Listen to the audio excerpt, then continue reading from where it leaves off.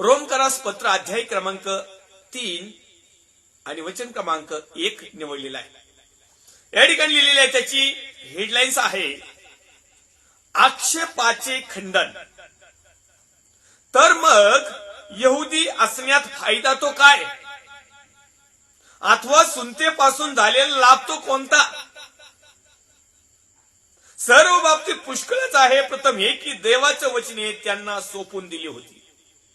या ठिकाणी देवाची योजना जी आहे पहिल्या प्रथम यहुदी लोकांना सोपून दिली होती, इस्रायल लोकांना सोपून दिली होती, खास ख्रिस्ताची प्रजा यांना सोपून दिली होती। खरे वारीस खरे हकदार हे लोक होते, तुम्ही आणि मी नाही। तुम्ही आणि मी कलम केलेले आहोत, तुम्ही आणि मी परराष्ट्रीय आहोत, तुम्ही आणि मी सुवार्थेच्या माध्यमातून तुमचा आणि माझा जन्म झालेला आहे। तुमचा आणि माझा जन्म वचनावर विश्वास ठेवल्या कारणाने झालेला आहे। आम्ही परमेश्वराच्या त्या खास प्रजेपैकी लोक नाहीत।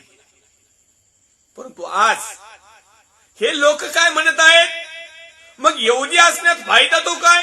आम्ही खानदानी ख्रिस्ती आहोत, आमचा फायदा काय? मग अहो तुम्ही खानदानी असा, नाही तर 4 पिढ्यापासून असा, नाही तर 50 वर्षापासून असा। कारण देवाचं वचन पहिल्या प्रथम तुमच्याकडे दिलं होतं।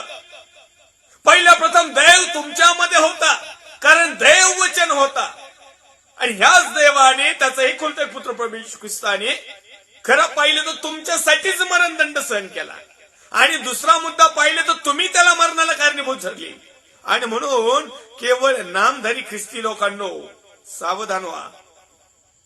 आम्ही 4 पिढ्याची आणि 7 पिढ्याची आणि लय 100 वर्षाची आणि आमची लय कट्टर, इथं तुमचा त्याचा काही एक फायदा होणार नाही। कारण हाच विषय रोमकराची जी मंडळी होती त्या रोमकराच्या लोकांनी प्रेषित पौल साहेबांना सांगितलं, आम्ही स्वतः यहुदी आहोत, नाद नाही करायचं आमचा, आम्ही ख्रिस्ताचे वंशज आहोत। अहो ख्रिस्ताचे वंशज काय, तुम्ही दाविदाचे वंशज जरी असले आणि तुम्ही त्या खानदानीतून तुमचा डीएनए जरी चेक केला आणि आजही तुम्ही येशू ख्रिस्ताच्या त्या वाड्यात जरी असले, काही नाही।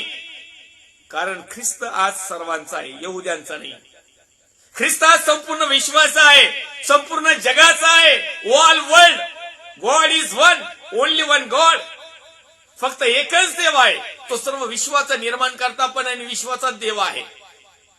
आणि म्हणून असे काही लोक आहेत की ते काय म्हणतात, मग प्रेषित पौल साहेबांनी त्यांना ज्यावेळेस सांगितलं ना की तुम्ही नियमशास्त्राचा अभिमान बाळगणारे नियमशास्त्राचं उल्लंघन करता, मग यामुळे देवाचा अपमान होत नाही का?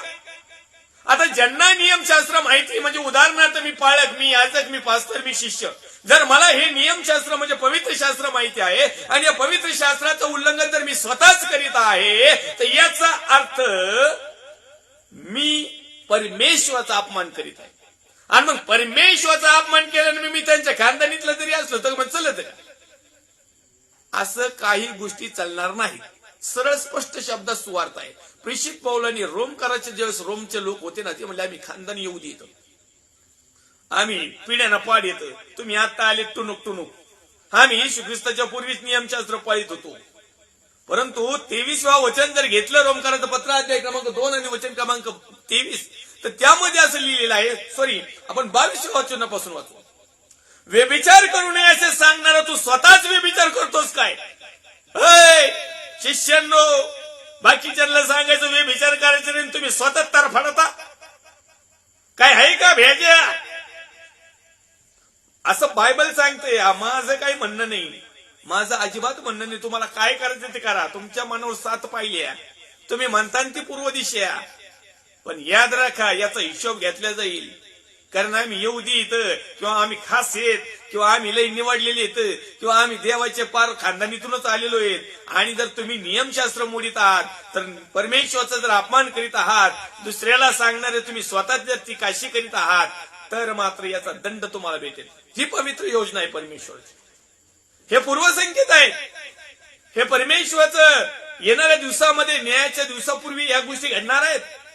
22व्या वचनामध्ये लिहित आहे की व्यभिचार करू नये असे सांगणारा तू स्वतःच व्यभिचार करतोस काय?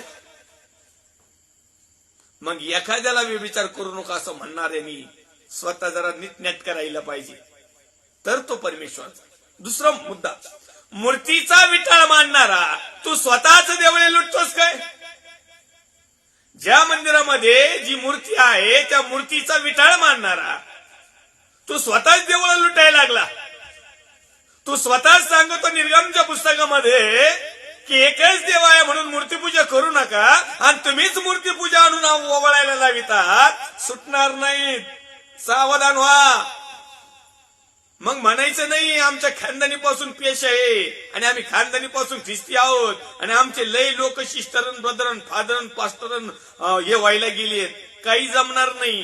दुसऱ्याला शिकवणाऱ्याने स्वतः पहिलं शिकलं पाहिजे तर त्याला अधिकार आहे. गुरुजी शिक्षक जो होतो ना तो पहिला परीक्षा पास होतो आणि मग पोरांना शिकवायला येतो.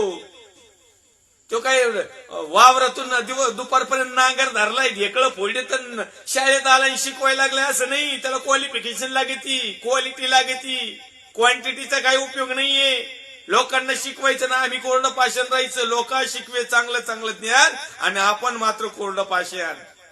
अशा यहुदी किंवा अशा ख्रिस्ती किंवा अशा नामधारी लोकांना परमेश्वरच्या राज्यात जागा नाही. परमेश्वर येणाऱ्या दिवसामध्ये तुम्हाला आणि मला आमचं स्वागत करत आहे, आम्हाला संधी देत आहे. याचा अर्थ असा नाही त्यांनी दंड केला नाही, आमच्यावर कोपला नाही, भडकला नाही, अजून आमच्यावर जाळण धूर केला नाही, अजून आम्हाला पेटावलं नाही. ही देवाची दया आणि कृपा आहे. एक दिवस जो येईन ना न्यायाचा त्या दिवशी जाळण धूर संगत निघत, मग तेव्हा समजल. कारण व्यभिचार करू नये असे सांगणारा तू स्वतःच व्यभिचार करतोस. चोरी करू नये अशी घोषणा करणारा तू स्वतःच चोरी करतोस. मूर्तीचा विटाळ मानणारा तू स्वतःच देवळं लुटतोस. नियमशास्त्राचा अभिमान बाळगणारा तू स्वतःच नियमशास्त्राच्या उल्लंघनाने देवाचा अपमान करतोस काय? म्हणजे नियमशास्त्रामधली माहिती आम्ही सांगायची, धर्मशास्त्र आम्ही सांगायचं, देवाच्या गोष्टी आम्ही सांगायच्या आणि आम्हीच त्या मोडायच्या. याचा अर्थ मी देवाचा अपमान करतो आणि देवाचा अपमान करणारा कुणीही याजक असो, पास्टर असो, फादर असो, गुरुजी असो, सिस्टर असो नाही तर आणखीन दुनियातली कुणी असो त्याला देवाच्या राज्यात प्रवेश नाही. ही परमेश्वरची प्रमुख योजना आहे. मग सांभाळा. आपल्याला कसं वागायचंय, कसं उठायचंय, कसं बोलायचंय, कसं चालायचंय, कशा प्रकारे जीवन जगायचे तुमच्या हातात आहे. कारण आम्ही काही जर गोष्टी पाहिलं तर 19व्या क्रमांकामध्ये जर आम्ही पाहिलं रोमकरांचं पत्र अध्याय क्रमांक 2 आणि वचन क्रमांक 19 त्याच्यामध्ये लिहिले नियमशास्त्रात आपल्याला ज्ञानाचे व सत्याचे स्वरूप उपलब्ध झाले आहे. पण आम्ही नियमशास्त्रच पाहिलं नाही. आम्ही नियमशास्त्रात ज्ञान काय माहितीच नाही. नियमशास्त्रामध्ये काय सत्य आहे आम्ही अजून त्याचं ओळखलंच नाही. आम्हाला उपलब्धच झालं नाही कारण आम्ही ते वाचलं नाही, आम्हाला ते कोणी सांगितलं नाही. रोमकरांचं पत्र अध्याय क्रमांक 2 वचन क्रमांक 19 आणि नियमशास्त्रात आपल्याला ज्ञानाचे व सत्याचे स्वरूप उपलब्ध झाले आहे. तुम्हाला झाले का? तुम्हाला सत्य समजलं आहे का? माझा प्रश्न आहे, माझी समस्या आहे, माझी रिक्वेस्ट आहे. मला तुम्हाला विचारायचंय, तुम्हाला सत्य समजलं आहे का? जर नसेल तर आज तुम्ही बंधनात आहात आणि जर असेल तर तुमच्यावर जगातलं कुठलंच बंधन चालणार नाही. कारण आमच्याकडे ज्ञानही नाही. जगाच्या दृष्टिकोनातून लय ज्ञानी आम्ही पंडित हो. कुणाला कसं लुटायचं आम्हाला बरोबर माहिती, कुणाचं मन कसं वळवायचं आम्हाला बरोबर माहिती, कुणाला कसं दानपात्र छेडायचं आम्हाला पक्क माहिती. पण देवाचं वचन ज्ञान आम्हाला माहित नाही. दैवी ज्ञान आमच्याकडे नाही. सत्याचे स्वरूप उपलब्ध झाले आहे म्हणून आपण आंधळ्याचे वाटेडी. आपण कोण आहेत? आंधळ्यांचे वाटाडी. मी परमेश्वराच्या नावाचा महिमा आणि गौरव करतो आणि प्रभूचे आभार मानतो का मला चांगलं डोळस बनवले. डोळस एकदम चांगले. जगातले डोळे थोडेसे कमजोर झालेत पण हे आत्मिक आखे आहेत ना, आत्मिक आखे उघडावणारी दूरदृष्टी थेट स्वर्गाच्या राज्यापर्यंत योजना परमेश्वरची दिसणारी आणि ते फेस टू फेस सांगणार जे मला परमेश्वर या आंधळ्या लोकांचं जे वाटडी केले ना, मी धाडसा आहे धाडसा आणि बाकीचे आंधळे. आंधळ्यांनो, अहो तुम्हाला रस्ता पार करण्यासाठी तुम्ही आंधळ्याच्याकडे जातात. धडशाकडे या, धडशाकडे. ओरिजिनल प्रॉफिट कडे जा, ओरिजिनल टीचर कडे जा, ओरिजिनल टीचर कडे जा, ओरिजिनल संस्थेमध्ये जा, ओरिजिनल ग्रुप असू द्या, ओरिजिनल सहभागिता असू द्या. आणि ओरिजिनल म्हणजे स्पिरिट, आत्म्यापासून, होली स्पिरिट, पवित्र आत्म्यापासून निर्माण झालेली मंडळी, निर्माण झालेली सहभागिता, निर्माण झालेला बिलीवर्स, भाऊ बहीण, आई वडील, याजक, पास्टर, फादर, जो कुणी असेल, पण पवित्र आत्म्यापासून. हे असे इकडचे तिकडचे कुणी येतील, हे तुम्हाला मार्ग दाखवतील, पण समजून जायचं. यांनाच दिसाना, यांनीच भिंगाचे गॉगल घातले, यांनीच ते मोतबिंदू झालेले, यांनीच ते काळे चष्मे घातलेत. अहो काही नाही, ते काळे चष्मे घातले त्यांना दिसतच नाही. लोकांना वाटतं हा दिसतंय काहीतरी, पण हेच आंधळे. आंधळा व्यक्ती आंधळ्याला नेऊ शकत नाही. एक धाडसा पाहिजे, एक डोळस पाहिजे. तर या ठिकाणी अनेक जे खोटे प्रिचर, खोटे टीचर जे आहेत ना, हे स्वतः आंधळे येतात, पण इतरांना वाटाडी बनत येत आणि अंधारात असलेल्याचा प्रकाश बनण्याचा आव आणतात. आव स्वतःला असं समजत का मी लय प्रकाशमय, माझ्याकडे लय प्रकाश, मी लय मर्क्युरीन, मी लय फोकसन, मी लय मोठा हेल्युजन. अरे याच्या बुडा खालीचा अंधारी आहे. आणि ज्याच्या बुडा खाली अंधारे त्यांनी दुसऱ्याला शिकवायचं नाही आणि दुसऱ्याला समस्या, चिंता, काळजी, टेन्शन, ताण, दबाव, कर्जबाजारीपणे टाकायचं नाही. अल्पबुद्धी लोकांचे शिक्षक आम्ही कुणाचे शिक्षक बनवतो माहिती का? आम्ही 20व्या क्रमांकाचं वचन वाचतोय, अल्पबुद्धी लोकांचे शिक्षक. ज्यांना अल्पबुद्धी ना थोडी, त्यांचे शिक्षक बनत येत. तुम्हाला खोट्या प्रोफेटानो तुम्हाला लय शिकवायचं ना, या पास्टर राजू आलटला शिकून दाखवा.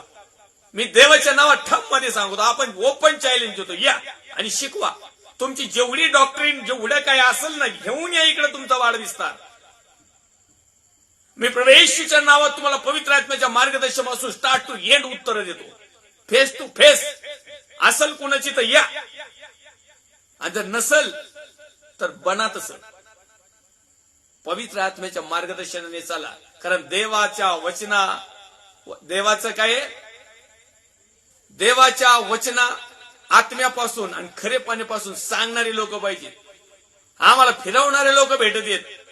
त्या वचनाला मस्तपैकी मसाला लावून यांच्या टेस्टसाठी बनवणारे लोक मिळतात. आणि म्हणून हे अल्पबुद्धीच्या लोकांना जातेत आणि त्यांना फसवितेत. तुम्हाला फसवायचंय ना, या माझा नंबर देतो तुम्हाला. बाळकांचे गुरु, अरे बाळक फार याच्यात गेले म्हसन वाटे, त्यांच्या पेट्या तयार झाले तरी अजून बाळकच. अजून यांना जड अन्न पचना देवाच्या वचनाचं, अजून यांना सत्य पचना, अजून यांना सत्य सांगता येईना, अजून यांना सत्य आचरता येईना. आणि परमेश्वरची योजना आहे की आम्हाला जर एखाद्याला शिकवायचे ना, तर आम्ही चांगले पाहिजे. आम्हाला जर एखाद्याला जर प्रीच करायचंय ना, तर आमच्यावर चांगली प्रीच झाली पाहिजे. आम्हाला जर एखाद्याला वाट दाखवायची ना, तर आम्हाला नीट धडसा दिसायला पाहिजे. आम्हाला स्वर्गाचं राज्य दिसलं पाहिजे. आम्हाला मार्ग सत्य म्हटलेलं जीवन दिसलं पाहिजे. आम्ही त्या रस्त्यावर चालणारे लोक पाहिजेत. आम्हीच इकडं दुसऱ्याला म्हणतो जा त्या मार्ग सत्य जीवन म्हटलेलं रस्ते तिथं लय चांगले, आणि तू काय करतो मग चौकात? तुला काय वॉचमॅनगिरी दिली काय? अशी तुझी खात्री झाली आहे. जर मी नियमशास्त्रामधलं ज्ञान म्हणजे परमेश्वरांपासून मिळालं ज्ञान, जर मला सत्याचं स्वरूप उपलब्ध झालंय, जर मी आंधळ्यांचा वाटाडी जर झालोय, जर मी अंधारात असलेल्यांचा प्रकाश परमेश्वरने मला केले, जर मी अल्पबुद्धी लोकांचा शिक्षक झालोय, जर मी बाळकांचा जर गुरु झालोय, आणि अशी जर माझी खात्री झालीच, तर मग दुसऱ्याला शिकवणार तू स्वतःलाच शिकवित का नाहीस? तू दुसऱ्याला टमाटमा शिकविता तुम्ही. पाळक लोकांनो, पास्तरांनो, याजकांनो, जरा ऐका थोडस. दुसऱ्याला लय भारी शिकवता येतं, वागता उठता बसता येतं का? परमेश्वर हे विचारणार आहे. मी काय तुम्हाला प्रश्न विचारित नाही, असं परमेश्वर तुम्हाला आणि मला विचारणार आहे. मग मी काय सांगायचं? मी सांगन गोविंदास, मी फेस टू फेस बोललो, अनेक लोकांनी बोट मोडले, अनेक लोकांनी शिव्या दिल्या, अनेक लोक माझ्या लाईव्हला नव्हते, लय कमी लोक राहायचे, मला काय अशी हे मिळाली नाही, मी काय लय हायर गेलो नाही, माझ्या लय मोठल मिटिंग लागले नाही. मी सरळ स्पष्ट सांगा, आहे का तुमच्यात तेवढी? तुम्ही तर खायासाठी सगळं सत्यानाश करून टाकला, आवटळून बसले तुम्ही अशी आयत्या बिळाओ. हे सत्य आहे, कारण ह्या येणारे प्रश्न परमेश्वर विचारणार आहे. आणि देवाचा आत्मा मला सांगतो की हे प्रश्न अगोदर या लोकांना माहिती पडू दे, कारण न्यायाच्या दिवशी हा काय विचारणार आहे. या परमेश्वराच्या ज्या योजना आहेत, परमेश्वराचे जे पूर्वसंकेत आहेत, जे न्यायाच्या दिवशी जे प्रकट होणार आहेत, आज ते प्रकटीकरण परमेश्वर या वचनाच्या माध्यमातून तुम्हाला आणि मला यासाठी आत्म्याच्या प्रेरणेने आणि देवाच्या आरोग्याचं पत्र अध्याय क्रमांक 2 आणि वचन क्रमांक जे आम्ही 19, 20, 21 पाहिले त्याच्या माध्यमातून तुम्हाला आणि मला हा सावधानतेचा इशारा आहे, तुम्हाला आणि मला ही स्टडी आहे, तुम्हाला आणि मला हा होमवर्क आहे, तुम्हाला आणि मला हा अभ्यास दिलेला आहे की आम्ही याप्रमाणे जर आम्ही जीवन जगत आहोत तर आम्ही पास, तर याच्या विरोधात जीवन जगत आहोत तर 100% न्यायाच्या दिवशी आम्ही नापास. ज्याला म्हणतात ना लायकीचा नसलेला, अपात्र, स्वच्छ सुंदर भाषेत नालायक. मग काय बनायचे ते तुमच्या आणि माझ्यावर डिपेंड आहे. परमेश्वर आम्हाला काय शिकवतो, आम्ही काय शिकून घेतो आणि आम्ही काय दुसऱ्याला शिकवतोय. आम्ही काही दिवे लावित होतो दुसरे आमच्या ऐकल्यावर किती लावित येत, फरक आहे. तर ह्या गोष्टी आम्हाला शिकून घेणं खूप महत्वाचं आहे. म्हणून तो 21व्या वचनामध्ये म्हणतो, तर मग दुसऱ्याला शिकवणारा तू स्वतःला शिकवित नाहीस काय.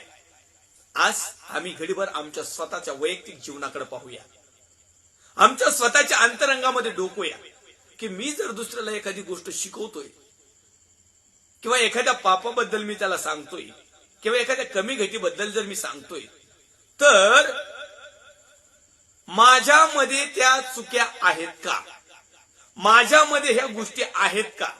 कारण तो पुढे काय लिहितोय की चोरी करू नये अशी दुसऱ्याला सांगणारा तू स्वतः चोरी करीतोस, मग तुला सांगण्याचा अधिकार नाही चोरी करू नको म्हणून. व्यभिचार करू नये असे दुसऱ्याला सांगणारा तूच पुलपीट होऊन जर व्यभिचार करतोस तर तुला सांगण्याचा अधिकार नाहीये. मूर्तीचा विटाळ मांडणारा तू पण स्वतःच मंदिरात मूर्त्या ठेवून त्याच्या पुढे दानपात्राचा डाबा ठेवितोस, म्हणजे याचा अर्थ तुला दंड मिळेल. नियमशास्त्राचा तुला लय अभिमान बाळगतो पण तू नियमशास्त्र तू उल्लंघन करतो, याचा अर्थ तू देवाचा अपमान करतोस. आणि देवाचा अपमान झाला म्हणजे तुम्हाला वाटतं का बक्षीस मिळेल. नाही, आम्ही एखाद्या माणसाचा अपमान केला तर देतो, एखादा ठेवून ओढून, नाही तर तोंड फुगवितो, नाही तर सुजवितो, नाही तर होते काहीतरी मोठंच काहीतरी. परमेश्वराचा अपमान करायचं मग परमेश्वर कवर सहन करीत.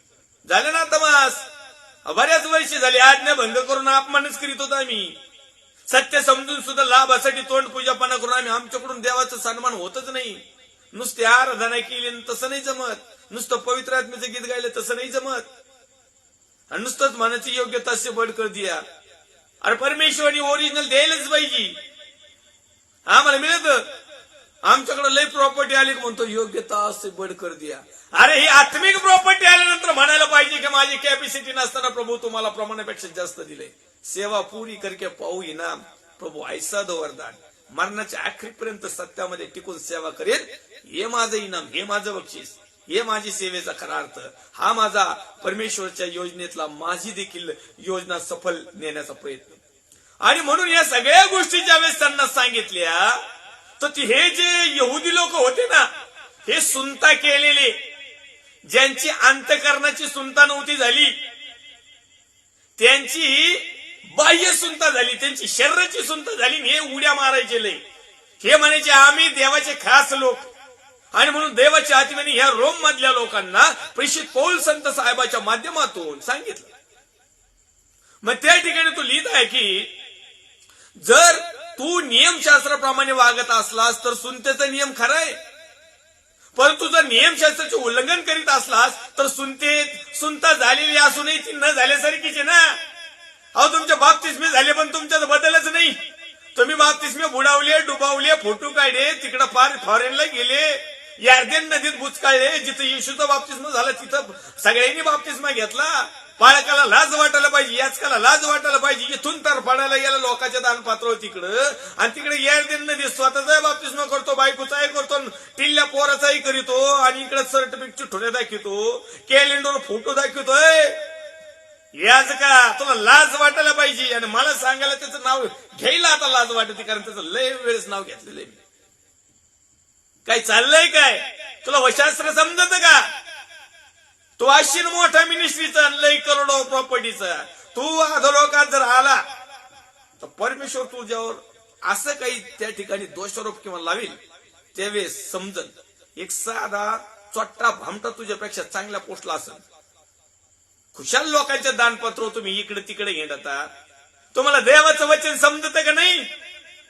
एकच देव, एकच विश्वास आणि एकच बाप्तिस्मा. कशाला तर फडायला तिकडे इस्रायलला गेले आणि यार्दन नदीत जिथं येशूने बाप्तिस्मा घेतला म्हणे तिथं घेतला. हे सुबाप्पा झालं का?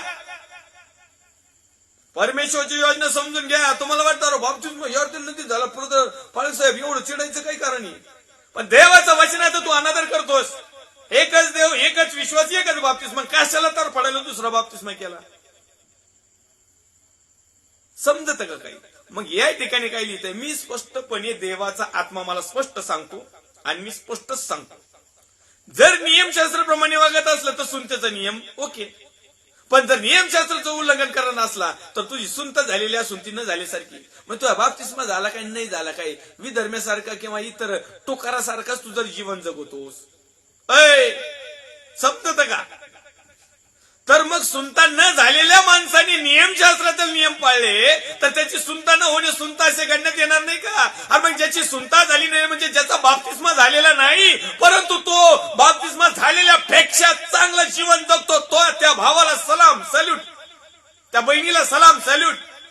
मस्त तुमचे लहानपणी झाले, मधल्यापणी झाले, तरुणपणी झाले, किशोर वयात झाले, तुमचे बाप्तिस्मे हो तुमच्या पेट्या तयार झाल्या, पण अजून बाप्तिस्म्याचं तुम्हाला पवित्रता टिकावता आहे ना. पण तुझे भाऊ बहिणी आई वडील सुवार्थीच्या माध्यमातून ज्यांना देवाने अभिषिक्त बनवलं, ज्यांना देवाने त्यांच्या जीवनात साक्ष बनवली, जे आज बिलिव्हर्स म्हणजे विश्वासू जीवन जगतात, त्यांचा बाप्तिस्मा झालेला नाही, हे तुमच्यापेक्षा 100 पटीने चांगले असं वचन सांगतात. मग तुम्ही म्हणायचं नाही मी याजक आहे, मी पास्टर आहे, मी शिष्य आहे आणि मी बिलिव्हर्स आहे, मी लय दिवसाचा आहे.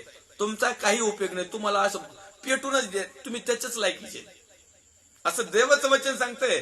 मला काही नाही बाबा, कारण येणाऱ्या दिवशी हे सगळे प्रश्न निर्माण होणार. येणाऱ्या दिवसामध्ये तुमचा बाप्तिस्मा होऊन, सुनता होऊन, बाह्य स्वरूपाची सगळ्या गोष्टी होऊन जर तुम्ही जर नरकात जात असले तर त्या टायमिंगला प्रभूला तुम्ही म्हणता, प्रभू अरे माझ्या बाप्तिस्मा झालेला यार जन्मजी. हा येसू बाप्पाचं झालता ना, काय झालं? लोकांकडून मैदान पात्र जमा केलं, मैदान दशमावून जैन घ्या, याला लूट त्याला लूट, आणि गेलं नाही इस्रायलला प्रभू. आणि तिथं माझ्या बायकोचा माझा आणि पोराचं नाही का केला. आता कॅलेंडर नाही का तुला माहिती, तुझी मेमरी चांगली असेल ना प्रभू. आता कॅलेंडर आमचे फोटो नव्हते का, इस्रायल या ठिकाणी अर्धे नदीत बाप्तिस्मा केला. मग तो फोटो आहेत ना सगळ्यांच्या घरात. मग तू मला कसं काय नरकात पाठवतो म्हणते? मग त्या टायमाला प्रभू तुम्हाला उत्तर देईल, तू नियमशास्त्र पाळणार होता का तोडणार होता? तू सांगणार होता का काय करत होता?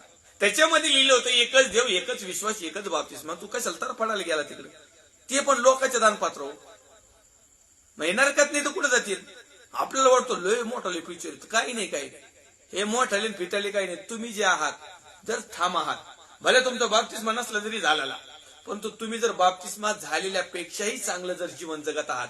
आमेन, प्रेज द लॉर्ड. सार्वकालिक वतन तुमचं. परमेश्वरच्या योजना सगळ्या तुमच्यासाठी.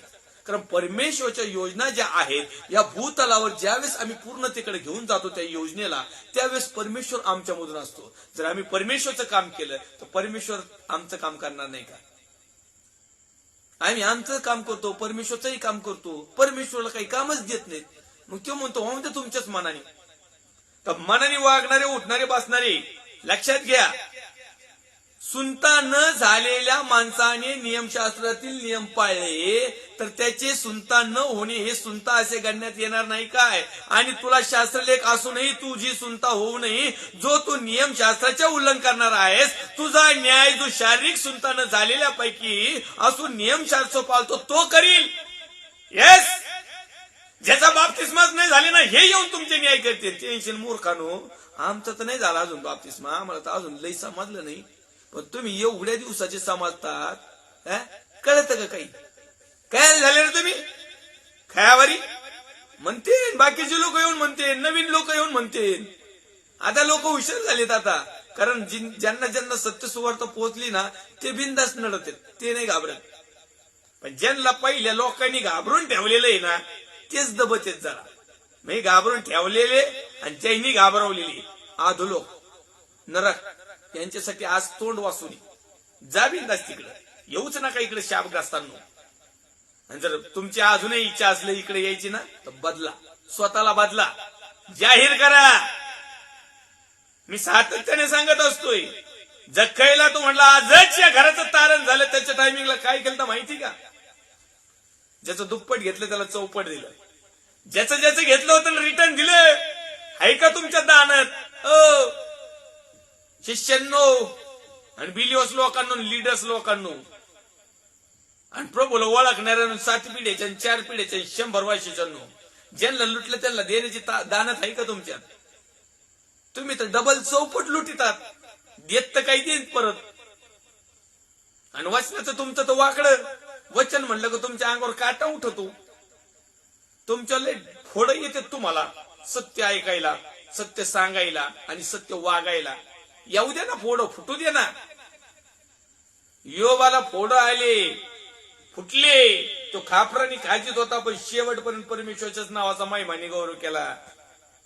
तुमच्यावर तर फोडही नाही आली अजून. परमेश्वरने फोडाची पिढा पाठवायला पाहिजे तुमच्यावर. गोमाशाची, वाची, लेखाची जेवढ्या जेवढ्या पिढा मोशीच्या टायमाला गेले ना परत एकदा तुमच्यावर पाठवायला पाहिजे. तरी तुम्ही इतके मगरूर आहेत का तुम्ही नीट झाले का परत जशी ते तशी. तर या ठिकाणी तुला लिहित आहे की जो बाह्यतकारी यहुदी तो यहुदी नव्हे आणि देहाची बाह्यतकारी सुनता ती सुनता नव्हे. म्हणजे बाहेरून. आता बाप्तिस्मा आपण कशात घेतो? पाण्यात. बाहेरून घेतो. नळीत भरू भरू तोंड पोटात कोंबितो पाणी. हे शरीराचं मल धुण्यासाठीच करतात ना तुम्ही. कारण तुम्हाला बाप्तिस्माचं मर्म सुद्धा माहिती नाही. आला माणूस बुचकाळला, आला माणूस बुचकाळला. त्याला शिक्षण नाही, त्याला सत्य सांगायचं नाही, काही नाही.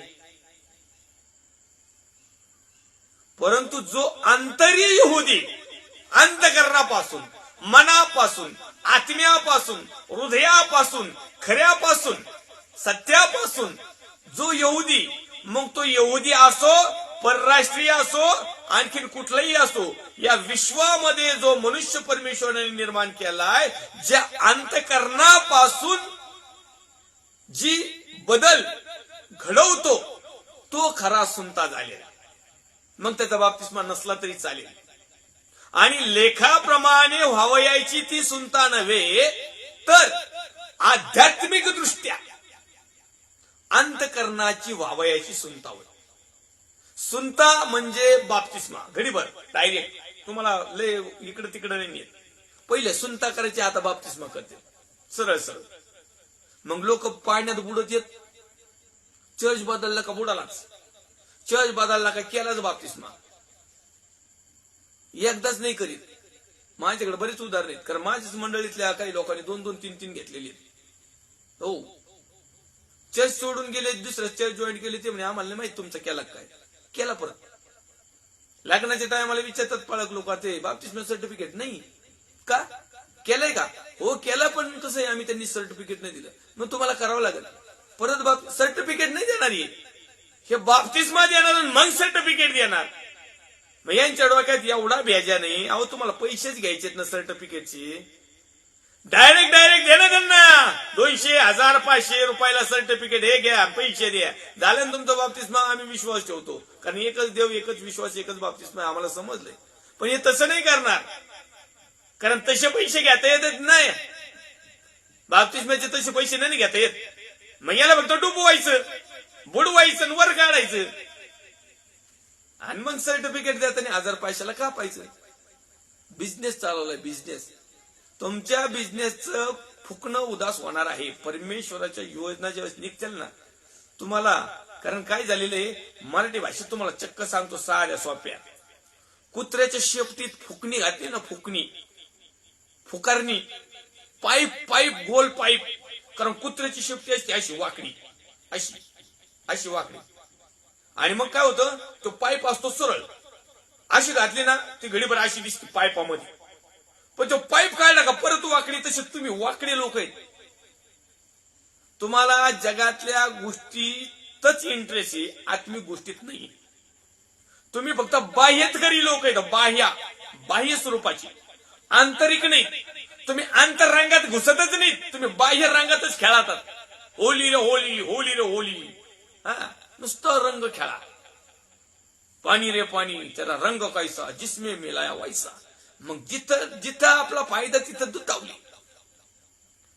मग सगळं नियमशास्त्राचा फालुदा, सत्याचा फालुदा, धार्मिकतेचा फालुदा, सगळ्याच गोष्टीचा फालुदा. या ठिकाणी बायबल स्पष्टरित्या सांगतोय परमेश्वराची योजना किंवा परमेश्वरचे पूर्व संकेत, परमेश्वराचा दृष्टिकोन, परमेश्वराचं रेव्हलेशन स्पष्टरित्या सांगतंय की लेखाप्रमाणे व्हावयाची ती सुनता नव्हे तर आध्यात्मिक दृष्ट्या, आत्मिक दृष्ट्या, आध्यात्मिक धार्मिक अंतकरणाची व्हायची सुनता. आणि अशांची प्रशंसा माणसाकडून नव्हे तर देवाकडून होते. आणि म्हणून मी तुम्हाला वारंवार सांगतोय की पालकाकडून तुमची प्रशंसा होईल.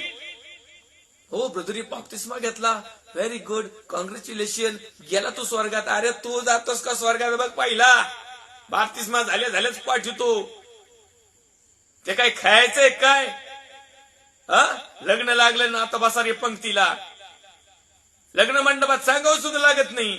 आता एका रांगेत बसा, आता जेवल्याशिवाय कोणी जाऊ नका. अरे एवढं म्हणायच्या अगोदरच लाईन असती. आई तर कुठं तुम्ही? ही माणसाकडून प्रशंसा प्राप्त करून घेण्यासाठी तुम्ही देवाचा नियम मोडीतात. माणसाकडून प्रेस्टेज आणि इज्जत मिळण्यासाठी किंवा माणसामध्ये मान सन्मान आणि चांगल्या प्रकारचं स्टेटस मिळण्यासाठी तुम्ही परमेश्वराची योजना पायाखाली तुडवितात. तुम्ही बाह्य स्वरूपाची धार्मिकता दाखवतात, तुम्ही बाह्य स्वरूपाचा बाप्तिस्मा दाखवतात, तुम्ही बाह्य स्वरूपाची देहाची सुनता दाखवतात, तुम्ही बाह्य स्वरूपाच्या सगळ्या गोष्टी दाखवतात. मात्र कृती आणि आचरणामध्ये तर तुमच्या आणि माझ्यामध्ये नाही. आणि जर तुमच्या आणि माझ्यामध्येच नाही तर त्या देवाने तुम्हाला आणि मला याजक पास्तर यांनी की शिष्य म्हणून निवडले, आम्हाला जे शुभवर्तमान सांगायला लागले ते आम्ही काय सांगणार? का आम्हाला माहिती पडलंय का? आज विचार करणं गरजेचं आहे. परमेश्वरची योजना खूप समजून घेणं महत्वाचं आहे. त्याच्यापेक्षा सरळ सरळ माझी एक विनंती, अनेक लोकांना वाटतं पाळक पण लय सोपं. अजिबात नाही, थोडं सुद्धा सोपं नाही. ज्या दिवशी तुम्ही पालकी दीक्षा घ्याल ना त्या दिवशी समजायचे की तुमचं मरण जगातलंच मरण. हेच तुम्ही ऐकताय ते खरंय. अय शिष्यांनो, अय पाळकांनो, तुमच्या दीक्षेच्या दिवशी लय तुम्ही सेल्फ पेन सुल्प्या काढतात ना, तुम्ही काढा, चांगली गोष्ट आहे, सल्यूट करतो मी तुम्हाला. पण लक्षात घ्या, त्या दिवशी तुम्ही प्रभू मध्ये मरण्याचा करार करतात. प्रत्येक गोष्टीत तुम्हाला मारावं लागेल. कारण ख्रिस्त मरण पावलं तो उठला.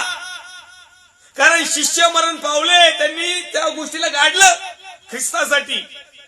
कारण त्या ठिकाणी लिहिले प्रत्येक ख्रिस्ती शिष्याचे हाल होतील, संकट येईल, गरिबी असेल, टेन्शन असेल, ताण असेल, दबाव असेल, त्याची निंदा होईल, त्याची नालस्ती होईल, त्याचं नावलौकिक होणार नाही, त्याला कुठल्याही प्रकारचे लोक चांगलं म्हणणार नाहीत,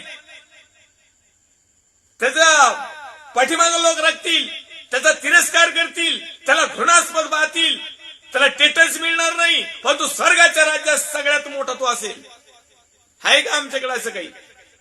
आम्ही बाप्तिस्मा घेतली का, सेल्फी मारली का, तिथून आमचं मीटर चालू होतं, लगेच लोक तिकडे बोलतोय, हो नवीन दीक्षा झालेलं पाळक आहे, पहिल्यापासून आपल्या घरात त्याला आपण प्रार्थनेला संधी देऊ. तिथूनच पावत्या फाडायचं चालू करतोय बाबा. तिथूनच पावत्या फाडायचं चालू करतो, म्हणजे तिथून पाप करायला चालू करतो. पहिल्या दिवशी तरी कमीत कमी फुकाट प्रार्थना करा कोणाची तरी. नाही दुसऱ्या तिसऱ्या राऊंडला गेल्यानंतर समजा त्या लोक ते देते ना त्याच्यात खुश व्हा. पण तुम्ही सुरुवातीला जी दणका लावितात काय आहे का नाही, आग्या पिछ्या, देव त्यांना प्रेरणा देईल, देव त्यांना बुद्धी देईल, मग ते देतील ना तुम्हाला, काळजी नका ना करू. पण तुम्ही दीक्षा झाल्या सुरू करीता तिथून स्टेज होऊनच. तर हे बाह्य स्वरूपाची धार्मिकता आहे. याला म्हणतात बाह्य स्वरूप. आध्यात्मिक दृष्ट्या नाही, आत्मिक दृष्ट्या नाही, तर हे जैगिकरित्या आमचं जीवन आहे. तर आम्हाला आध्यात्मिक जीवन जगत असताना परमेश्वराकडून आमची प्रशंसा व्हावयास पाहिजे. अशांची प्रशंसा माणसाकडून नव्हे तर देवाकडून होती. माणसं आम्हाला कधीच प्रशंसा करणार नाही आमची, पण देव आमची प्रशंसा करतो. मी चॅलेंज देऊन सांगतो की मला काही कोणी चांगला पास्टर म्हणून कोणी ओळखीत नाही. सरळ सरळ मी प्रामाणिक मत सांगतो. काय महाराष्ट्र राज्यामध्ये ना पास्टर राजूवाला दाढीवाले म्हटले ना ते नाही जाऊ दे ते अवघड काय. का बरं? मी सत्य सांगतो म्हणून? का बरं? मी निष्कपट आहे म्हणून? का बरं? मी फेस टू फेस बोलतो म्हणून? का बरं? मी दुसऱ्याला शिकवित असताना माझ्याकडे स्वतःकडे त्या प्रॉब्लेम नसतात, आणि जे माझ्याकडे प्रॉब्लेम असतात ना, मी ते दुसऱ्याला शिकवितच नाही. स्पष्ट. जे पाप माझ्यामध्ये आहे, जी कमी घटी माझ्यामध्ये आहे, जी कमजोरी माझी आहे, मी इतरांना त्या कमजोरीबद्दल कधीच सांगत नाही. परंतु जी माझ्यामध्ये नाही आणि ती इतरांमध्ये आहे, 100% देवाचा आत्मा मला सांगायला लावतो. मी पुन्हा एक वेळ सांगेन, मी काय सगळा धुतल्या तांदळाचा नाही. माझ्यामध्ये पातक आहेत आणि प्रभू माझ्याही पातकाचा हिशोब घेणार आहे. परंतु कमीत कमी नियमशास्त्राप्रमाणे किंवा धार्मिकतेनुसार किंवा धर्मशास्त्रानुसार किंवा पवित्र शास्त्राच्या नुसार किंवा वचनाच्या नुसार त्याच्यात तर कमीत कमी आम्ही पाप नाही करीत. याच्यात तर काही उलाढाल करीत नाही. याच्यावर तर काय आम्ही पोट भरीत नाही भाऊ. आम्ही जैगिकरित्या कामकाज करत असताना, संसारिक जीवन जगत असताना छोटे मोठे पाप घडतात, हे आम्ही कबुली देतो आणि याची 100% प्रभू आम्हाला क्षमा पण करील. पण तुम्हाला हे समजून उमजून जर तुम्ही याला पुढे ठेवून जर पाप करतात, मग तुम्हाला वाटतं प्रभू क्षमा करेल? देवाची योजना समजून तुम्ही एक मूर्खासारखं वागत आहात, तर मूर्खाला स्वर्गाच्या राज्यात प्रवेश नाही. या ठिकाणी पुढे तू लिहित आहे, आम्ही या ठिकाणी वचन वाचलं की मग असं ज्या वेळेस प्रेषित पौल साहेबांनी त्या ओरिजिनल यहुदी लोकांना सांगितलं, ज्यांच्या कुळातून खानदानीतून डीएनए मधून प्रभू येशू आलता, म्हणजे जे खरोखर परमेश्वराचे लोक आहेत, त्याला पूर्वी यहुदी म्हणायचे. मग ह्या लोकांना काय झालं माहिती का? ज्यावेळेस हे सांगितलं, तिसऱ्याच अध्यायात यांनी लगेच त्यांचं योजना सांगितल्या. त्यांनी त्यांचं अंतकरण पटापट वाकायला चालू केलं. गुळण्या यायला लागल्या यांना. या ऐकता ऐकताच गुळण्या येत होत्या. कधी वकन हे पचना त्यांना. तर मग यहुदी असण्यात फायदा तो काय? मग हे यहुदी डायरेक्ट येऊन म्हणलं पौल साहेबाला, मग यहुद्यात काय फायदा आहे? मग आमचंच बाप आहे, आमच्याच खानदानीतलं, आमच्याच वाड्यातलं, मग आमचा काय फायदा आहे? अरे मग वाड्यातलं आहे तर तो गुण आहेत का तसे? त्या खानदानीतले तर गुण आहेत का तसे? तो रक्तगट मिळत आहे, पण वागणं उठणं नाही ना तसं. तुझ्या बापाच्या याच्यावर गेलास का तू? वळणं आहेत का? दिसायला असशील, फेसिंगने असशील, अरे पण आत्मिक गुण आहेत का? ज्या परमेश्वराने आम्हाला निर्माण केलं, ज्या परमेश्वराने तुम्हाला आणि मला आत्मिकरित्या एकत्र करण्यासाठी, गुलामगिरीतून सोडण्यासाठी ज्या प्रभू येशू ख्रिस्ताला पाठवलं, आणि ज्या प्रभू येशू ख्रिस्ताने समर्पण करून तुम्हाला आणि मला विकत घेतलं, ते आमच्या प्रभू येशू ख्रिस्तातले काही गुण आहेत का आमच्याकडे? नाही, थोडेफार आहेत का? थोडेफार. जास्त नका नसा ना, कारण ज्यादा काही गुण कुणाकडे नसतील. ज्यादा गुणवाला म्हणला ना माणूस, तर मग काय होतं माहिती का? त्याला लय पवित्र शुद्ध आणि लय क्लिअर जीवन जगावं लागत. आणि क्लिअर जीवन जगायचं म्हणलं ना तर येरवाळी मारावं लागेल. बरं, येरवाळी मर नको आहे ना, पण जीवन जगणं मुश्किल होतं. प्रत्येक गोष्टीला सत्य नाही जमत, म्हणून काही लोक काय करतात, थोडस सत्य, थोडस असत्य, थोडस सत्य, थोडस असत्य, आणि मग हे या बोटाचा थुका त्या बोटावर, मग लोक ओळखीत. मग ते पण मग प्रभू म्हणतोय नरकात जाईन का स्वर्गात जाईन, नरकात जाईन का स्वर्गात जाईन. का म्हणतो तो पण असं माहिती का? कारण त्याला वाटतं की माझ्या लेकरांनी एक दिवस माझ्याकडे वळावा, बदलावा, परिवर्तन करावं, जरा अंतकरणाची सुनता करावी, जरा नीटनेटका अंतकरणात ठ्याचावं, नीट बघावं, चालावं. मग ते म्हटले की अरे बापरे, आता सुनतेपासून झालेला लाभ काय मग? आणि आमची विद्याची सुनता आहे. बरं, आम्ही दैहिक सुनता केली, कारण पूर्वीच्या काळात बाप्तिस्मी ज्या देहाची सुनता व्हायची. सगळ्यात पहिली सुनता आब्रामाची झाली. आब्रामाने तिथून सुनतेचा नियमच चालू केला. प्रत्येक नरजन्मला जो पहिला आणि सर्व मनुष्याची आग्रत्वाच्या काटण्यात आली, त्याला सुनता म्हणायचे. आणि मग ते आताची मुस्लिम भाषेत खतना म्हणतात, खतना, आग्रत्वाच्या काटणी. आणि याच्यावर लागले ना उड्या मारायला. अरे प्रभू म्हणलं, ते आग्रत्वाच्या तुझ्या अख्खं शरीर जरी जाळायला दिलं ना तिकडं, पण तुझ्या ठाई जर प्रीती नाही, काही उपयोग नाही. म्हणजे काय माहिती का? तुझ्या ठाई प्रीती नाही म्हणजे काय? तुझ्या जवळ जर वचन नाही, ते जर तू वागत उठत बसत बोलत नाही, ते जर तू सांगत नाहीस, ते जर तू अनुकरण करत नाहीस, त्याप्रमाणे क्रियाशील जीवन नाही, विषय मिटला. लोकांना याचा अर्थ वेगळा समजतो, आत्मिक अर्थ कधीच घेत नाही. पौल साहेब म्हणतात, तू जिवंत असताना तुझं शरीर जायण्यासाठी जरी अर्पण दिलं, पण तो तुझ्या ठाई जर प्रीती नाही. प्रीती म्हणजे काय? परमेश्वर, गॉड इज लव्ह. देवप्रेम आहे, देवप्रीती आहे. मग तुझ्यामध्ये देवपणाचे लक्षण नाही.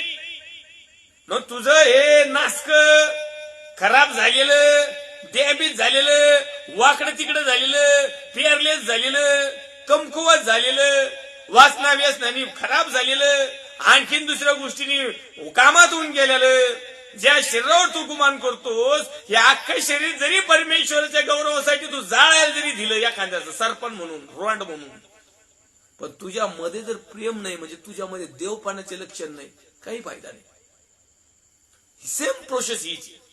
ह्या लोकांना ज्यावेळेस सत्य सांगितलं तर हे यहुदी लोक काय म्हणले, आजही बरेचशे लोकांना सत्य सांगितलं ना, हे 4 पिढ्याचे 7 पिढ्याचे 100 वर्षाचे 50 वर्षाचे आणि खानदानी पेशावाली आणि आम्ही एवढे दिवस काय आम्हाला काय येत का, आम्ही येडे आहेत का, आणि आमचे दादा परदादा ते आमके दादा तेव्हापासून चालू आहे भाऊ हे, आणि मध्येच काही तो काढलंय. मग हे कोणतं सत्य आहे असं? मार खायचं. अरे मार खायचं सत्य असतंय. पहिले सगळे प्रेषित लोकांना मारहाणच झाली कारण त्यांनी सत्य सांगितलं. आजही मराठी भाषेत चक्क जर सांगायचं ठरलं ना, आईला विचारलं ना मी कोणाच्या पोटचा, फटकेच खावा लागेल. सरळ हीच भाषा आहे, तवा समजतो लोकांना. तर मग हे लोक ज्यावेळेस त्या यहुदी लोकांना ज्यावेळेस प्रेषित पौल साहेबांनी रोम मध्ये सांगितलं, यांची अपेक्षा वेगळी होती. यांचं परमेश्वरामध्ये योजना वेगळ्या होत्या आणि यांच्या स्वतःच्या योजना वेगळ्या होत्या. परमेश्वर त्यांना एक गोष्ट करायला सांगत होता आणि हे दुसरी गोष्ट करत होते. म्हणून प्रेषित पौल साहेब या ठिकाणी रोम करायच्या लोकांना त्या ठिकाणी तो स्पष्ट लिहितो आणि हे लोक त्याला प्रतिउत्तर देतात. ते प्रतिउत्तर मी वाचित आहे. तर मग यहुदी असण्यात फायदा तो काय? कायला मग ख्रिश्चन नरकात जायचं म्हणलो नाही, स्वर्गात जाता येत नाही म्हणलो, कायला मग ख्रिस्ती, कायला बाप्तिस्मा करायचा, कायला चर्चला जायचं, जाऊ नका आणि करू नका आणि फिरकू नका तिकडे, तुम्ही नाही जात, स्वर्गात जात नसतात, कारण तुम्ही या सगळा बाह्य स्वरूप करतात. मग आम्ही तेच वचन वाचलं का ज्याचा बाप्तिस्माही झाला नाही, ज्याचं स्वर्गात ज्याचं चर्चलाही जात नाही, ज्याचं काहीच करीत नाही, पण तो देवाने दिलेल्या आज्ञाप्रमाणे वागतो, मग तो कुठल्याही जाती धर्माचा, पंथाचा, देशाचा, राज्याचा, जगातल्या एखाद्या जिल्ह्याचा, तालुक्याच्या, गावाचा, खेडेगावाचा, झोपडपट्टीतला, रानातला, मळ्यातला, तळ्यातला, कचरकुंडीजवळ पडलेला जरी असला, पण तू देवाने दिलेल्या गोष्टी जर पाळीत असला आणि तो देवाचं कुठलंच काम नसला करीत, म्हणजे थोडक्यात चर्चला जाणं, दान देणं, दशमावून देणं, गीत गाणं, भजनं गाणं, वाजवणं, हिटणं फिरणं, हे असं बाप्तिस्मा वगैरे, लग्न संस्कार, आणखी कोणते कोणते संस्कार खायासाठी निर्माण केलेली, बिझनेससाठी निर्माण केलेली, याचा एकही जरी नसला झाला ना, देवाच्या राज्यात 100%. येस, असं वचन सांगतोय. आपलं पाळक काय सांगतो? बाप्तिस्मा झाल्याशिवाय नाही, लग्न शिबिर झाल्याशिवाय नाही, लग्न लागल्याशिवाय नाही, पोरांच्या वाढदिवस माझ्या प्रार्थनेने झाल्याशिवाय नाही, हा मैतीला मीच पाहिजे, फुलालाही मीच पाहिजे, 40 वेळा मीच पाहिजे, वर्ष श्राद्धाला मीच पाहिजे. जवळ मी आहे ना तवर दानपात्र देणगीत दशमावून जवळ आहे ना तवर मी जवळ म्हणते नाही स्वर्गात जात नाही तवर जाणार नाही. अशा प्रकारची सेवा करणाऱ्या खोट्या प्रॉफिटांनो, खोट्या शिक्षकांनो, खोट्या याचकांनो, खोट्या फादरांनो, खोट्या बदरांनो आणि खोट्या सिस्टरांनो, तुम्ही देवाच्या विरोधात वागणूक करत आहात. याचा अर्थ असा आहे तुम्ही देवाचा अपमान करीत आहात. तुम्ही मस्त हालेलुया हालेलुया लय नाचत असताना लय स्पिरिट तुम्हाला लय खाता खाता उतू चालत असेल, तुमचा लय पवित्र आत्मा पांगत असेल. प्रभू म्हणतो तुम्ही अपमान करीत आहात, अपमान. कारण तुम्ही देवाची आज्ञा जर पाळत करत नाही, देवाची आज्ञा मोडतात, याचा अर्थ प्रभूचा अपमान करतात. घरच्या एखाद्या माणसाचा अपमान करून बघा, तो कसं देतो ठेवून एखादी कान पडीत. तुम्ही देवाचा अपमान करतो जो सृष्टी निर्माण करताय, तरी देवाची दया आणि कृपा आहे की आजपर्यंत आमच्या कान पडीतल्या बदल्यात आम्हाला काही दिलं नाही. आजही त्याची इच्छा आहे की तुम्ही आणि मी सुधरावं. पण या लोकांना ते सत्य सांगितल्यानंतर हे यहुदी भडकले. दुसऱ्या वचनामध्ये तो लिहितोय सर्व बाबतीत पुष्कळच आहे, सुनतेपासून लाभ नाही, यहुदी असण्यात लाभ नाही. मग सर्व बाबतीत पुष्कळच आहे. प्रथम हे की देवाचं वचन त्यांना सोपवून दिलं होतं. देवाचं वचन यांना दिलं बरं का, ह्या यहुदी लोकांना. यांनी त्याचा फालुदा करून टाकला. आजही देवाच्या वचनाचा सगळेच फालुदा करतात, पण जितके देवाच्या वचनाचं पालन करतात ना, आमेन, प्रेज द लॉर्ड, सॅल्यूट, हे सर्व लोक परमेश्वरच्या योजनेप्रमाणे जीवन जगत आहेत. हे सर्व लोक परमेश्वरच्या पूर्वसंकेताप्रमाणे जीवन जगत आहेत. याचा अर्थ प्रत्येक परमेश्वराचे लोक स्वप्न, दृष्टांत, भविष्यवाणी, प्रकटीकरण, रेव्हलेशन आणि येणाऱ्या दिवसाच्या न्यायासाठी सक्षम आहेत. बिंदास, फेस टू फेस परमेश्वराने कधी न्यायासमोर उभा करावा आणि इच्छाती टोकपणे सांगते, यस मी राजपुत्र आणि राजकन्या आहे. माझं वागणं उठणं बसणं तसं आहे. आपण म्हणतो ना हाताच्या कंकणाला आरसा कशाला. आरशात काय बघतो आपण जे आपल्याला डोळ्याने दिसत नाही. म्हणजे असं आता हे मागचा भाग आहे हे दिसतोय का, मग त्याला आरसा जर माग लावला ना तर तो बरोबर आरशात असं परिवर्तित होऊन दिसतोय. पण हातात कंगण ये आणि मग आरसा घेऊन बघायची काही गरज आहे. या दिसत आहे ना, जे दिसत नाही त्याचा अर्थ असा आहे हाताच्या कंगणाला आरसा कशाला. हातामध्ये जे कंगण बांधलेलं असतं ते पाहण्यासाठी आरशाची गरज नाही. हे खासड आहेत ना यांनी बघावा, त्याचा अर्थ असा आहे. मग आम्ही जे करतो ना ते बघत होतो, मग ते चेकच करणारी आहे की आम्ही वचनाप्रमाणे आचरण करत आहोत का वचनाचा विपर्यास करीत आहोत. आणि म्हणून पुढे ते लिहितंय मग कित्येकानी विश्वास ठेवला नाही म्हणून काय झाले. अनेक लोक म्हणले जाऊ पुढे पडतं हे आजही बरीच इथं हे अविश्वासू लोक. तुम्हाला आणि मला वाटतं हे लय विश्वासू इथं, पण हे कामातून गेलेले ज्यांच्याकडे देवाचं वचन नाही, ज्यांच्याकडे देवाचं वचन सोपून दिलं होतं पण त्यांनी देवाचं वचन तसंच लपून ठेवलं, सोपून ठेवलं आणि त्यांनी दिलं सोप्यात कोंबून तिकडं सोप्या बसतात असे छाप मध्ये.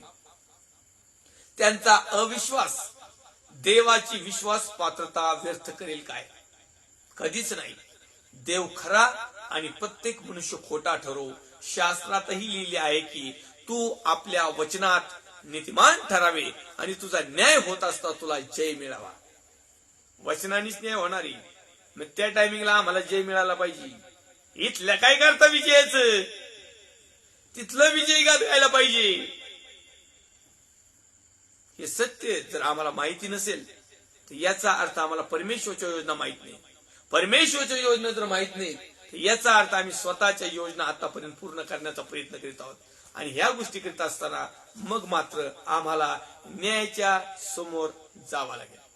कारण बायबल असं सांगतंय की मनुष्य प्राणी हा पापी आहे. मनुष्य प्राणी कोण आहे, पापी आहे. येस आम्ही कबूल करतो, मी स्वतः कबूल करतो. प्रत्येकाने हे कबूल करावं की मी प्राणी आहे, मनुष्य प्राणी, मी पापी आहे. छोटं मोठं का होईना पण होतच. नित्यवान कोणीच नाहीये हे पण सत्य आहे. तर मग काय आम्ही यहुदी श्रेष्ठ आहोत का मग खानदानीतले प्रभूच्या? नाही, मुळीच नाही. कारण यहुदी व हेल्लुनी हे सर्व पापवश आहेत असा आरोप आम्ही सर्वांवर अगोदर ठेवलाय. सगळ्यात भंगरी लोक तर हे यहुदी व हेल्लेनी आम्ही सर्वांवर अगोदर ठेवलाय हो आरोप. आणि मी तर झाल्या किती दिवसापासून दररोज तडाखा चालू आहे आपला सरळ सरळ. कारण लोकांचे कान आहेत ना जरा थोडेसे ऐकायला कमी झाले, त्याच्यामुळे रोज आणि रोज त्यांच्या कानावर जाऊन जाऊन कदाचित वळतील. शास्त्रात असे लिहिलेले आहे की नीतिमान कुणी नाही, एक देखील नाही.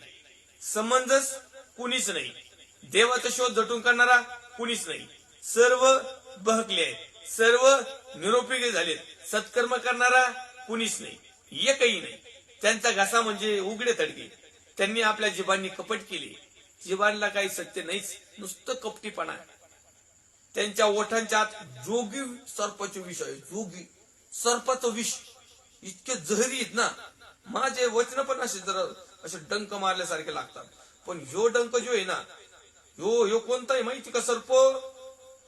ह्यो जोगी सर्प कोणता आहे माहिती तुम्हाला? माझ्या बोलण्याच्या ट्युनिंग मध्ये जे असे डंक लागत आहेत ना, असे सपा सपा ज्या काही लोकांना, तर तुम्हाला सांगतो मोशेच्या टायमिंगला मर्या आल्या. त्या मर्या पटापटा मारायची लोक. साप चावला का त्या ठिकाणी साप येऊन चावायची, नाग येऊन चावायची. मग ज्याचं विषच उतरत नव्हतं मग मोशे साहेबांनी काही केलं, एक भला मोठा पितळ्याचा आग्या साप केला साप आणि त्याला टांगला असं आणि त्यांना सांगितलं चावलं का या सापाकडे बघायचं. जेवले ते सापाकडे बघितले ना, ते नीट राहिले, ते मिळले नाहीत. तस जेवढे काही हे वचन ऐकतील ना, नीट होते, नीट मरणार नाही तुम्ही, तुम्हाला जीवन मिळेल, सार्वकालिक वतन. कारण जसा मोशेने अरण्यात सर्प उंच केला, तसा तुमच्या आणि माझ्यासाठी एकच होता, आहे आणि येणार आहे, तो प्रभू येशू ख्रिस्त. त्याला वधस्तंभावर खेळण्यात आलं आणि जितक्यांनी त्याच्याकडे पाहिलं ते प्रत्येक जण प्रकाशमय पावले. जितक्यांनी त्याच्याकडे पाहिलं त्यांच्या जीवनातला अंधार गेला. जितके त्याच्याकडे आले ते आरोग्य मिळालं, जितके त्याच्याकडे आले ते क्लेशमुक्त झाले, जितके त्याच्याकडे आले ते पापमुक्त झाले, जितके त्याच्याकडे आले त्यांच्या मनोकामना पूर्ण झाल्या, जितके त्याच्याकडे आले ते लॉर्ड फोड पण झाले, जितके त्याच्याकडे आले त्यांना छळ पण झाला, निंदा झाल्या, नाराज झाल्या, त्यांना मारण्यात आलं, गाडण्यात आलं, पण ते परमेश्वराच्या राज्यात आहेत. जितके त्याच्याकडे आले ते सार्वकालिक वतनाकडे गेले, सार्वकालिक जीवनामध्ये गेले, स्वर्गलोकामध्ये गेले, स्वर्गाच्या राज्यामध्ये गेले, प्रभू समवेत गेले आणि जाणार आहेत. परंतु त्यांनी परमेश्वराकडे पाहिलं पाहिजे. आमच्याकडे एकच सिस्टीम आहे, आम्ही माणसाकडे बघतो, पाळकाकडे बघतो, मिनिस्ट्रीकडे बघतो, संस्थेकडे बघतो, त्यांच्या स्टेटसकडे बघतो. अरे बापरे, एवढी गर्दी, हा तेलाच्या बाटल्या, पाण्याच्या बाटल्या, याच्याकडे नका बघू, प्रभूकडे बघा. कारण जितक्यांनी त्या आग्या सापाकडे बघितलं ना, त्यांना डाऊन्स होऊन सुद्धा ते मेले नाही. पण ज्यांनी बघितलं नाही ना त्या पितळ्याच्या सापाकडे मोशेच्या टायमिंगला, ते मेले. तसंच आहे आता. जर पहिला जो आदाम होता हा मरण बनून आला, हा मृत्यू बनून आला, हा दुःख समस्या पीडा बनून आला. पण दुसरा आदाम जो आला तो स्वर्गापासून आला, कारण तो स्वर्गातला होता, स्वर्ग त्याच्यासाठी होता आणि स्वर्गात त्याचा होता आणि स्वर्गात त्याने बनवला, तो सर्व विश्व त्याने बनवलं होता. तो आला आणि आम्हाला सार्वकालिक वतन देऊन गेला. मिळवायचं काय, पण ते उपभोगायचं आम्हाला जगामध्ये. डायरेक्ट नाही, डायरेक्ट कुणीच स्वर्गाच्या राज्यात जात नसतो. पुन्हा एक वार ऐका, परमेश्वरच्या योजना आहे. जीवन जगत असताना आम्हाला स्वर्गाच्या राज्याने वाटचाल करायची. तर माहिती नसावं, आपल्याकडे वेळ झालेला आहे, अन्यथा मी त्यावर चिंतन म्हणून आपण एक 5 मिनिटं केलं असतं. पण तुम्ही 100% सांगतो, पुढच्या वेळेस लाईव्ह सेशनला आपण तो सांगूया की स्वर्गाच्या राज्याचा प्रवास आमचा कसा असतो. परमेश्वरच्या नावाला धन्यवाद देऊया. आपल्याला या ठिकाणी थांबावं लागेल. पुढच्या लाईव्ह सेशनला आपण याच वचनाच्या माध्यमातून आपण पुढे पाहूया. पुढच्या काही वचनामध्ये परमेश्वरच्या नावाचा गौरव असो, सन्मान, आदर, महिमा त्याला देत पुन्हा एक वार लाईव्ह सेशनला जुडणारे सर्व देवाचे अभिषिक्त सेवक सेविका, विश्वासणारे भाऊ बहीण, आई वडील, या प्रत्येकाचं मी पास्टर राजू आल्हाट अहमदनगर मधून मनापासून हृदयापासून हार्दिक स्वागत करतो. प्रार्थना विनंती आठवण ठेवूया. आम्हाला एक नवीन प्रार्थना विनंती भेटलेला आहे. सिस्टर चंद्रलेखा पोपट साळवे, राहणार MIDC एरिया. ती तरुण बहीण आहे आणि तिची कंडिशन आता क्रिटिकल आहे. तिचे लिव्हर मध्ये काहीतरी प्रॉब्लेम आहे आणि सातत्याने तिची तब्येत वारंवार ढासळत आहे. तो कृपया सिस्टर चंद्रलेखा पोपट साळवे या लेकरासाठी, या बहिणीसाठी, या तरुणीसाठी प्रार्थनेत आठवण ठेवा की प्रभूने येणाऱ्या काही थोडक्या तासामध्ये, दिवसामध्ये त्या कुटुंबाचं तारण करावं. कारण एक विधर्मी कुटुंब आहे. आज त्यांनी ख्रिस्तावर विश्वास ठेवलेला आहे आणि ख्रिस्ताने त्यांना थोडीशी तशी झलक पण दिलेली आहे. पण नुसतं झलक दिखला नाही तर परमेश्वराने त्यांच्या परिवारात यावं आणि त्यांचं संपूर्ण आरोग्य तर द्यावं, परंतु त्यांचं जीवनच बदलून टाकावं. यासाठी प्रार्थनेत आठवण ठेवा. सिस्टर छाया भोसले यांच्यासाठी आठवण ठेवा. त्याचप्रमाणे ब्रदर बाबासाहेब शिरसाट या भावासाठी आठवण ठेवा. त्याचप्रमाणे लाईव्ह सेशनला जुळणारे सर्व देवाचे अभिषिक्त सेवक सेविका, विश्वासणारे भाऊ बहीण, आई वडील, आपण देखील एकमेकांसाठी प्रार्थना करूया की आम्ही सत्यामध्ये टिकावं. येऊया आपण आपले नेत्र बंद करूया. पवित्र पवित्र पवित्र अति पवित्राचा गुमास आमच्या जिवंत देवापा, पुढे एक वार नव्याने आम्ही तुझ्या पवित्र हातामध्ये येत आहोत. प्रभू येशू ख्रिस्ताच्या प्रेमाला आणि सामर्थ्यवान नावात आम्ही प्रार्थना करतो, विशेष करून चंद्रलेखा पोपट साळवेंसाठी. प्रभू येशूच्या सामर्थ्यवान नावात, यस आम्हाला सर्व आतड्यांची जी पीडा आहे, जो लिव्हरचा प्रॉब्लेम आहे, प्रभू येशूच्या सामर्थ्यवान नावात तू दिलेला अधिकार वाणीत आम्ही सर्व विश्वासणारे सेवक आणि सेविका मिळून लाईव्ह सेशनला जे जुडलेले आहेत जे पाहणार आहेत, आम्ही प्रत्येक जण आणि आमचा विश्वास आणि कृती आणि आचरण आणि आमचे कर्म, आम्ही या प्रत्येकास समवेत प्रिय बाप्पा या बहिणीसाठी मी प्रार्थना करतो. येशूच्या सामर्थ्यवान नावात हिला ताबडतोब आरोग्य दे आणि उद्या तुझ्या नावाचा महिमानी गौरव. केवळ आरोग्यच नाही तर सर्व प्रकारचं तुझं जीवन तिला समर्पित कर आणि त्या सर्वांचं जीवन त्यांनी समर्पित करून तुझ्या नावाचा महिमा आणि गौरव त्या ठिकाणी करावा. त्यांच्याच केवळ निमित्त त्यांचे सर्व नातेवाईक आपतेष्ट मित्रामध्ये तुझ्या नावाचा महिमा आणि गौरव व्हावं म्हणून ही साक्ष निर्माण केलीस. तुझे आभार मानतो. त्याचप्रमाणे ज्या भावासाठी, बहिणींसाठी, लेकरांसाठी आम्ही नाव घेतलेलं आहे त्यांना देखील अशाच प्रकारे उत्तर देऊन तृप्त कर. प्रार्थना विनंती करतो आमच्या भारत देशासाठी, भारत देशातील सर्व राज्य, विशेष करून माझं महाराष्ट्र राज्याचे मुख्यमंत्री मान्य उद्धवजी साहेब, त्यांचे सर्व सहकारी टीम, त्याचप्रमाणे विरोधी पक्ष नेते माननीय देवेंद्र फडणवीस साहेब, त्यांचे सर्व सहकारी team, police department, doctors, nurse, सेवा संस्था, देवाचे अभिषिक्त सेवक सेविका, विश्वस्तर भाऊ बहीण, आई वडील, मित्र, आपतेष्ट, स्नेही, माझ्या परिवारातील प्रत्येक जण, माझी पत्नी, माझे दोन्ही लेकर, आई वडील, मी स्वतः, माझे भाऊबंद, नातेवाईक, आपतेष्ट, मित्र, स्नेही, त्याचप्रमाणे प्रभू येशूच्या नावात भारत देशाच्या सरहद्दीचं संरक्षण करणारे मिलिटरी फोर्स, जवान, कमांडोज, त्यांचे कुटुंबीय, परिवार, सर्व शेतकरी, त्यांच्या समस्या, चिंता, काळजा, आमचे कामकाज, आमचे काबाड कष्ट, आमच्या कमी घटी, आमचे अपराध, आमच्यात जे काही हवाय, आमचे आजार, विकार, बंधन, जोखलं, जे काही आम्हाला हवाय प्रभू येशू तुझ्या योजनेतून पूर्णतेत जाऊ दे आणि हे करीत असताना आम्ही तुझे क्रियाशील जीवन जगावं अशी साय मार्गदर्शन कर. आदर, गौरव, सन्मान, महिमा तुला दे. आभार प्रदर्शनासह धन्य उद्धारक जो होता, जो आहे, जो येणार आहे, तर पवित्र प्रभू येशू ख्रिस्ताच्या प्रेमळ आणि सामर्थ्यवान नावात छोटीशी प्रार्थना मागतो. स्वर्गीय पिता तू आहे. आमेन. प्रभू येशू रक्त की जय, प्रभू येशू रक्त की जय, प्रभू येशू रक्ताचा आज जयकार असो. Amen, amen, amen. Praise the lord. Thank you. God bless you all.